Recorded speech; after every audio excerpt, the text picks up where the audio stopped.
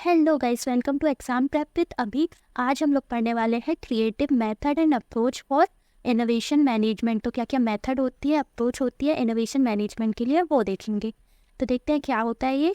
Creative thinking is essential for problem solving and innovation. तो ये creative thinking जो होती है वो इसेंशियल मतलब बहुत ज़्यादा इंपॉर्टेंट होती है प्रॉब्लम सॉल्विंग और इनोवेशन के लिए। It allows individual to generate ideas that can lead to new innovation. ये क्या करती है, इंडिविजुअल को अलाउ करती है नए नए आइडियाज़ को जनरेट करने में।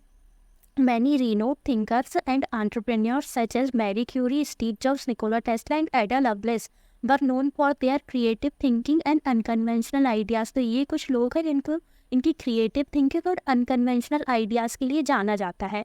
While their methods may have seemed unusual to others at the time of their result for themselves, मतलब जब इन लोगों ने स्टार्ट किया था तब लोगों को अनयूजुअल लगती थी इनकी जो सोच थी, इनकी जो थिंकिंग थी। बट एट द एंड जब रिजल्ट आया तो इनके रिजल्ट ने इनके लिए इनकी सारी प्रॉब्लम्स को क्लियर कर दिया और इन्होंने मॉडर्न वर्ल्ड में इनोवेशन के थ्रू अपना कंट्रीब्यूशन दिया। In a work environment employing creative thinking can make you a valuable team member. मतलब क्या कह रहा है ये कि अगर आप एक क्रिएटिव थिंकर है तो आप एक वैल्यूएबल टीम मेंबर भी हैं। आपको ये चीज़ एक वैल्यूएबल टीम मेंबर बना देती है। As you can contribute fresh ideas and solution that can benefit to the company. आपके जो फ्रेश आइडियाज़ और सॉल्यूशन है वो कंपनी को बेनिफिट प्रोवाइड करेंगे और आप एक वैल्यूएबल टीम मेंबर होंगे उस चीज़ से। उसके बाद क्या मेथड्स होती हैं वो देख लेते हैं। तो सबसे पहला आता है brainstorm ideas. Brainstorming session can go long way in generating ideas. मतलब ये कुछ ज़्यादा ही चलता है आइडियाज़ को जनरेट करने के लिए। They can be specially effective if you have a large team because you will be able to generate more ideas. इस पर क्या कह रहे हैं कि आपके पास लार्ज टीम होगी तो आप बहुत सारे आइडियाज़ को जनरेट कर पाएंगे। Make sure to include all members of the group और team, even people who aren't directly involved in the group और whose jobs don't usually entail problem solving। इसमें क्या कह रहा है कि आप अपनी सारी टीम को इन्वॉल्व कर लीजिए, चाहे वो प्रोजेक्ट में इन्वॉल्व ना भी हो, उनकी जॉब जो प्रॉब्लम सॉल्विंग से ना हो, फिर भी उन लोगों को आप टीम मीटिंग्स में इन्वॉल्व करिए। उससे क्या होगा आगे की लाइन में देखते हैं। These members could have unique insight because they are coming from different perspective and may have different ways of approaching the problem from your usual method. मतलब क्या कह रहा है कि जो नए लोगों को हम लोग अपनी टीम में इन्वॉल्व करेंगे वो लोग कुछ यूनिक इंसाइट और आइडियाज़ देंगे और अपनी डिफरेंट पर्सपेक्टिव के हिसाब से देंगे। तो यहाँ पे हमको न्यू अप्रोचेस मिल सकती हैं। उसके बाद आता है सेकंड, रोल प्ले सिनेरियो। तो रोल प्ले सिनेरियो क्या होता है वो देखते हैं। Role playing involves acting out different situation and scenarios which can help team members develop new perspective and come up with potential solution to problems। Role play क्या होता है, इसमें रोल प्ले डिफरेंट सिनेरियोज पे role play कराया जाता है जिससे कि जो टीम मेंबर्स होते हैं वो अपना नया पर्सपेक्टिव डेवलप करते हैं कुछ स्पेसिफिक अननोन प्रॉब्लम्स के लिए। It is a valuable training method that can be use to prepare individual for various real life situations such as dealing with clients, giving presentation, interviewing और solving conflicts। मतलब इसमें ना नई नई situations दी जाती है और उस पर पूछा जाता है कि क्या रोल प्ले होगा आपका, अगर आप इस सिचुएशन में हुए तो आप क्या करेंगे। तो उसी के लिए ये रोल प्ले सिनेरियोज होते हैं। इससे बहुत सारे जो इंडिविजुअल होते हैं वो बहुत सारी लाइफ की सिचुएशंस को फेस करते हैं और उनका जो क्रिटिकल थिंकिंग होती है वो इंक्रीज होती है इससे। By engaging in role-playing exercise, team member can improve their confidence and comfort levels when faced with unfamiliar or challenging situations। यही ये बोल रहा है कि इससे उनका जो comfort level होगा और जो confidence होगा वो boost होगा क्योंकि वो बहुत सारी unfamiliar जो challenges है या situations है उनको देखेंगे। Role playing allows individual to practice responding quickly and thinking on their feet, which can be beneficial in real life scenarios। इससे इस चीज़ से और क्या प्रॉफिट होगा कि ये लोग क्विकली रिस्पॉन्स करना सीखेंगे और इनकी थिंकिंग जो होगी वो एक्सटेंड होगी, इन्हेंस होगी और ये इनकी रियल लाइफ सिनेरियोज के लिए बहुत ज़्यादा बेनिफिशियल होगा। Additionally role playing can help teams view situations from different angles and come up with innovative solutions। मतलब ये फिर ये लोग बार बार रोल प्ले करेंगे तो ये डिफरेंट एंगल से देख पाएंगे कि एक प्रॉब्लम की क्या क्या सॉल्यूशंस हो सकते हैं, क्या सिचुएशन हो सकती है। Overall role playing is an effective method for developing skills, improving communication and fostering creativity within the team. तो रोल प्लेइंग क्या है, कम्युनिकेशन इम्प्रूव करता है, स्किल्स को डेवलप करता है और क्रिएटिविटी को बढ़ाता है टीम में। उसके बाद थर्ड आता है रिफ्रेम द इशू।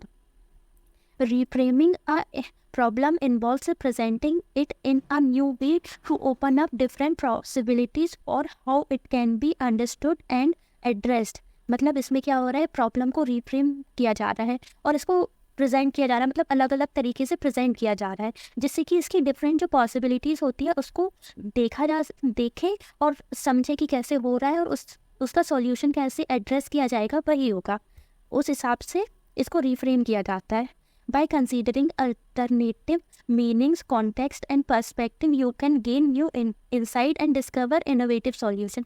मतलब अलग अलग तरीके से देखेंगे, अलग अलग मीनिंग्स देखेंगे, प्रॉब्लम की कॉन्टेक्स्ट पर्सपेक्टिव देखेंगे, जिससे कि नए इनोवेटिव सॉल्यूशन उनको डिस्कवर किया जा सके। One approach to reframing is to think about what the problem can teach you and how it can be viewed from different angles। एक अप्रोच क्या होती है रिफ्रेमिंग की, कि प्रॉब्लम क्या आपको सिखाती है और आप इसको कैसे डिफरेंट एंगल से देख सकते हैं। This process can help you see the situation in a new light and develop a fresh approach to solving it. मतलब ये क्या बोल रहा है कि ये नई लाइट आएगी और आपको एक फ्रेश अप्रोच मिलेगी इसको सॉल्व करने की। Additionally asking others to reframe the issue can provide you with additional perspective and increase the number of potential solution you can consider। आप नए लोगों से पूछेंगे कि इस प्रॉब्लम को रिफ्रेम करो तो आपको बहुत सारे अलग अलग सॉल्यूशन मिलेंगे जिसको आप कंसीडर कर सकते हैं।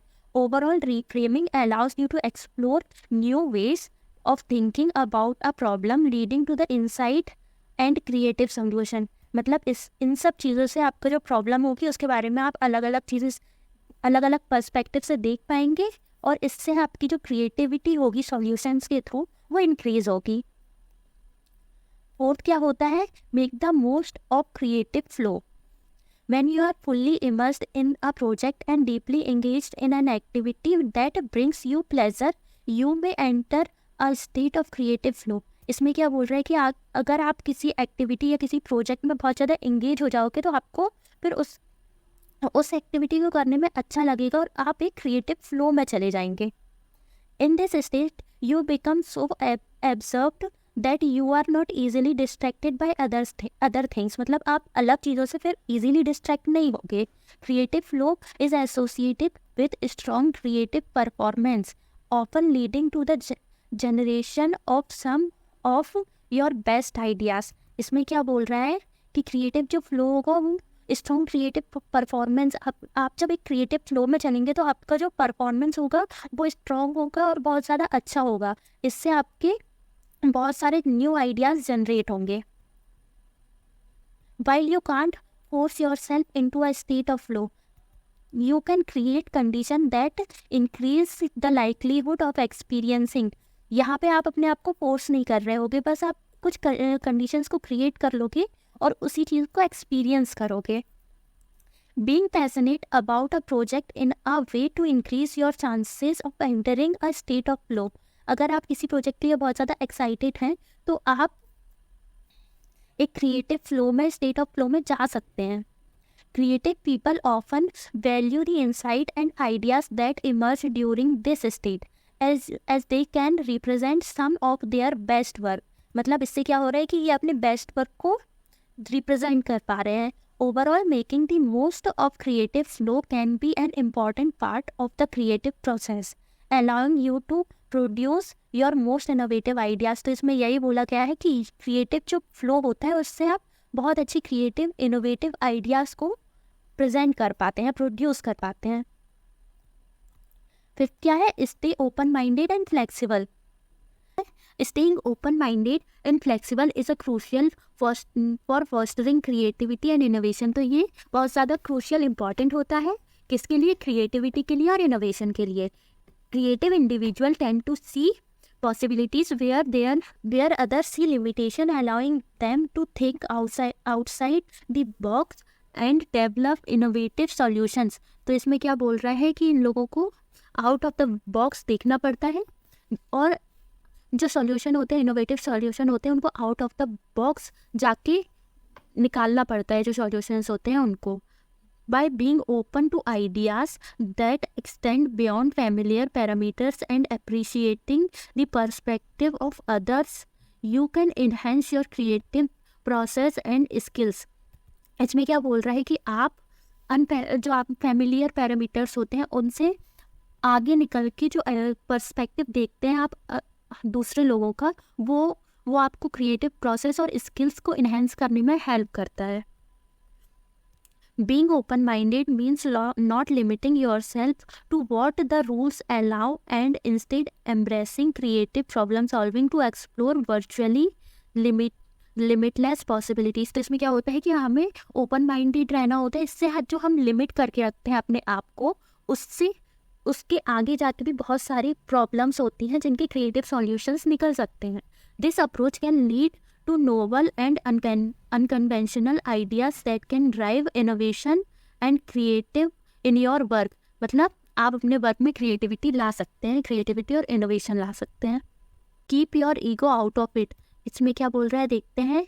Keeping your ego out of it, out of the creative process is essential for innovation management. ये क्या है? एसेंशियल है इनोवेशन मैनेजमेंट के लिए.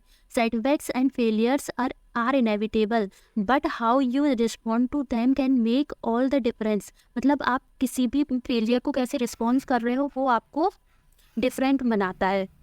तो viewing failures as temporary and learning experience rather than permanent setbacks can help you stay resilient and continue to pursue new approaches and ideas. मतलब इसमें क्या बोल रहा है कि हमें नए अप्रोचेस और आइडियाज़ को परस्यू करना चाहिए.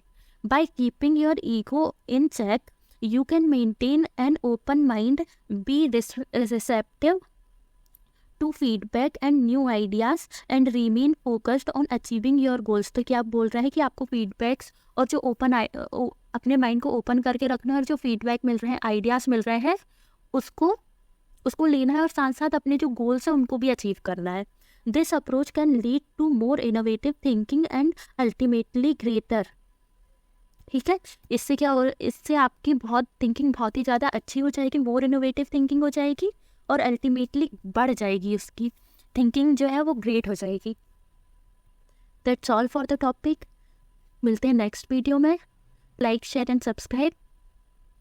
Thanks for watching.